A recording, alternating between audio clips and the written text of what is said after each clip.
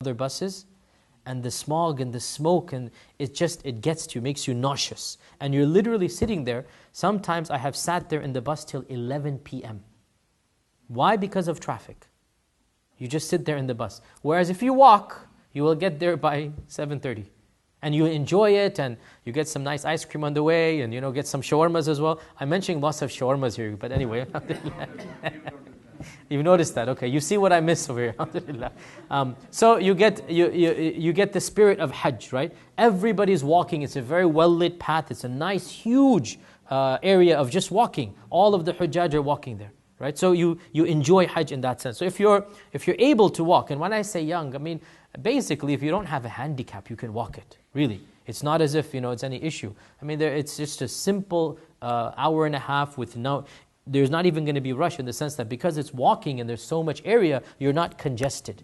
There's plenty of space, you can breathe and have a nice walk there. So if you want to walk, alhamdulillah, if you walk, then you will meet your group the next morning in Mina. You will spend the night in Muzdalifa. So from Mina, you go to Arafat the day. Then the night you go to Muzdalifa. Now, I wish I had a map, but I myself didn't have time to make a PowerPoint, so it's all my fault. Look at my hand, simple enough, right? Mina, Muzdalifa, Arafat.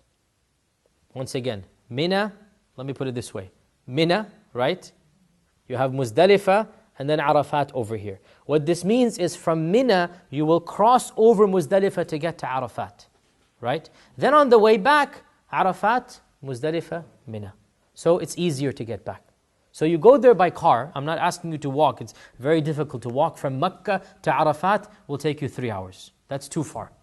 And you don't want to get tired on that day. But on the way back, hour and a half. That's good, right? Hour and a half at Maghrib time on the 9th. And then the next morning after a nice sleep, then you wake up and another hour and a half, right? So you break up that into two. So in Muzdalifa, you will get there between 7:30 to midnight basically, right? Depending on how you got there and whatnot, you will get there. Muzdalifa is the most difficult part of Hajj for us spoiled Westerners.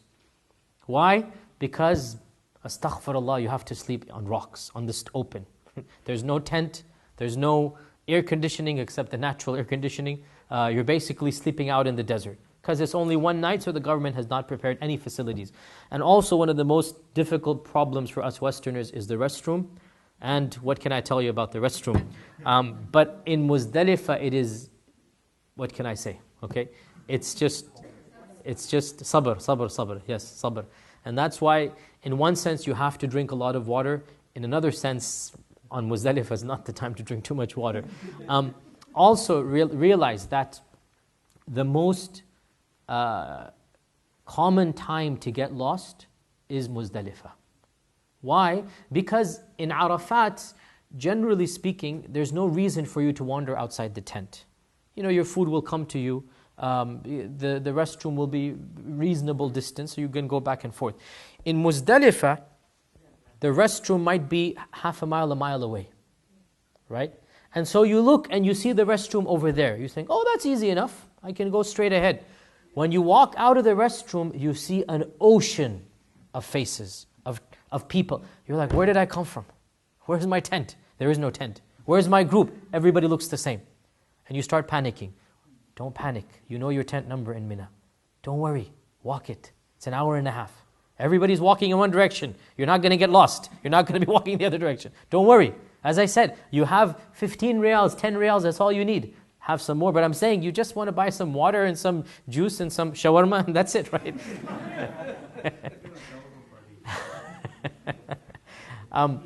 Don't worry about getting lost in Muzdalifa. Don't worry about it. Don't panic. Doesn't matter how old or young you are, everybody's heading in the same direction, and you will get to your tent, inshallah, if you know your tent number, which is why I said write it down. But if you don't want to get lost, the best thing to do is to go with a friend. And both of you make sure you keep track. Okay, the bridge is to the left. And by the way, you think you see a bridge. When you walk out, you'll see 7 bridges. Like which bridge was the one I was on? So I mean, basically use your common sense. Also, sometimes you wake up at 3 o'clock at night. You need to go to the bathroom. You're disoriented anyway. It's the very, believe me, I am a seasoned expert. That's the one time I also, where did I come from? Where is it? It's very, very easy to get lost. I mean, if you do get lost, don't worry about it. As I said, just move on. Not a big deal. But Muzdalifa is the time. Muzdalifa, you pray your Maghrib and your Isha. Jama' and Qasr, 3 and 2. And your Witr as well. Witr is never left, so you pray Witr over there as well, and then you go to sleep. It is commonly said that you should pick your stones from Muzdalifa. The Sharia does not at all ever even suggest or hint at that. This is, in my opinion, a cultural addition. You may pick your stones from anywhere. You may even pick them from your backyard here in America. It doesn't matter where you pick your stones from. The Sharia does not specify. There's not even a fabricated hadith that talks about picking the stones from Muzdalifa. But some scholars basically liked it because it's the day before, but you may pick your stones from anywhere. Also, another reason you might want to pick your stones from Muzdalifa is because there's a lot of stones in Muzdalifa, right? So it's just easier to pick stones. But from a Shari'i perspective, you may pick your stones from anywhere, and I would actually pick my stones on the 8th from Mina, so that I didn't have to worry about finding stones in the middle of the night in Muzdalifa. I would personally do this. In Mina, under the tent, you just walk outside and you dig in the ground and you find stones, and then you take them from there. There's no Shari'i reason to pick them from Muzdalifa. I'm getting there right now. That was the exact next word that I was about to say. Another problem that happens is people go a little bit extreme about the stones.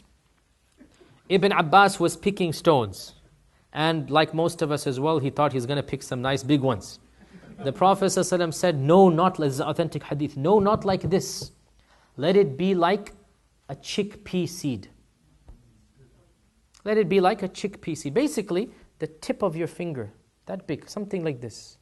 Just the tip of your finger, which is 1/8 of an inch or a little bit bigger than that, right?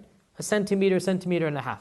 One of the biggest exaggerations that happens is, and in fact in one hadith he said, don't go to extremes. Don't go out of bounds here. Don't go to extremes. Just pick something that's reasonable. And by the way, this is a very wise advice, because one of the most common problems in Hajj is stitches that you need because somebody's throwing stones at the back of your head. Somebody thought you're the shaitan, like, pew, like that, okay? No, because the pillar is there, and people are throwing, and they don't know how to throw a ball if their life depended on it. So they throw a stone, and it just hits you smack in the back, right? And if they choose a big rock, then it's a dangerous thing. So it's a very wise advice from the Prophet ﷺ to choose small stones, right? So it should be something small. Now, again, don't go to exaggeration that you take a ruler with you, you measure every stone. I mean, the Sharia is not that difficult.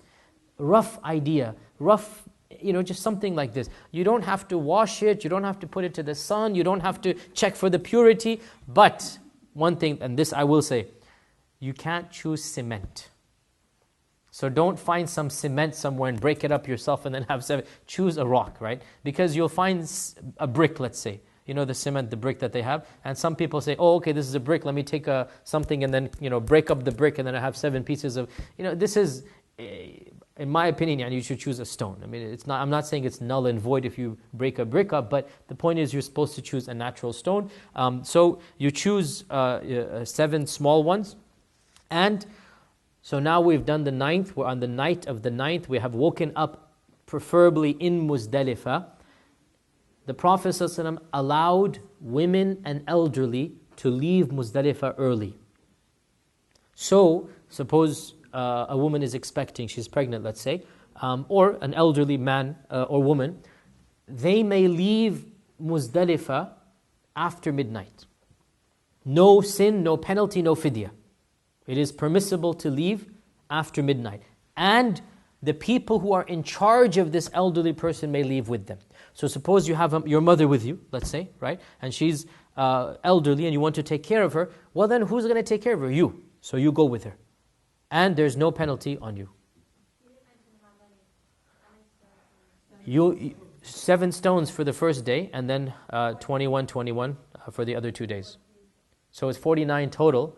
But you don't have to pick them all at once, and you don't have to pick them from Muzdalifah. You may pick them anywhere, right? So technically, it's anywhere, but culturally, on that night, you'll see 50% of the Hujjaj pecking, here and there, looking in the night and trying to find stones. As I said, make your life easier, do it the day before. Now you wake up in Muzdalifa. If you have left earlier, no problem, if there is a reason. What is a reason? As I said, elderly, pregnant, if you have a baby with you, basically, common sense. I mean, if you have an infant with you, you're allowed to leave early and start the other rites at that time. So you get there earlier. But if you don't have a reason, then you shouldn't leave Muzdalifah. You should wake up on Fajr there. If you're sick or you get sick or something, you should still try to stick around. If you're sick, what should you do? You look at your own state of affairs. If it's just a little bit of a cough, everybody gets a cough. You will not come back from Hajj. A sign of going for Hajj is you get a cough.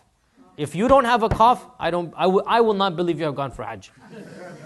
I will not believe, I'm telling you, I will not believe it. If you come back completely normal, no sniffy nose and no cough, I won't believe, this is just imagination. You went in a dream maybe. Every single Haji comes back with a cough and a wheezing nose, and this is the gift of the Hujjaj, mashallah, okay?